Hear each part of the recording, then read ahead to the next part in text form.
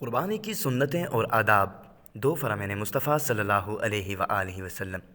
پہلا، قربانی کرنے والے کو قربانی کے جانور کے ہر بال کے بدلے میں ایک نیکی ملتی ہے۔ دوسرا، جس شخص میں قربانی کرنے کی گنجائش ہو پھر بھی وہ قربانی نہ کرے تو وہ ہماری عیدگاہ کے قریب نہ آئے۔ عاشقان رسول، ہر بالغ مقیم مسلمان مرد عورت مال کے نصاب پر قربانی واجب ہے۔ اگر کسی پر قربانی واجب ہے اور اس وقت اس کے پاس روپے نہیں ہیں تو قرض لے کر یا کوئی چیز فروخت کر کے قربانی کرے۔ قربانی کا جانور اپنے ہاتھ سے ذبح کرنا افضل اور ذبح کے وقت آخرت کے ثواب کی نیت سے وہاں حاضر رہنا بھی افضل ہے۔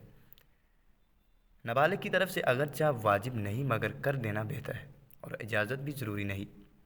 بالغ اولاد یا زوجہ کی طرف سے قربانی کرنا چاہے تو اس سے اجازت طلب کرے۔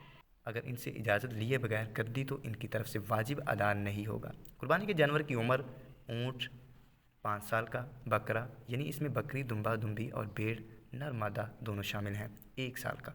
اس سے کم عمر ہو تو قربانی جائز نہیں، زیادہ ہو تو جائز ہے بلکہ افضل ہے۔ قربانی کا جانور بے عیب ہونا ضروری ہے۔ اگر تھوڑا سا عیب ہو، مثلا کان میں چیرا یا سوراخ ہو تو قربانی مکروہ ہوگی اور زیادہ عیب ہو تو قربانی نہیں ہوگی۔ قربانی سے پہلے اسے چارہ پانی دے دیں۔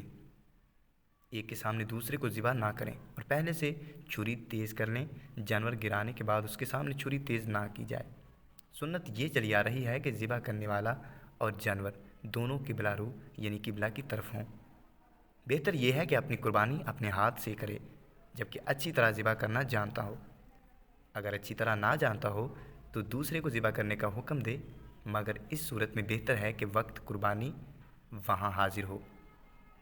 دوسرے سے ذبح کروایا اور خود اپنا ہاتھ بھی چھری پر رکھ دیا کہ دونوں نے مل کر ذبح کیا تو دونوں پر بسم اللہ کہنا واجب ہے۔ اس طرح کی لیٹسٹ ویڈیو حاصل کرنے کے لیے ہمارے چینل کو سبسکرائب کیجیے، ناز سلیوشن چینل۔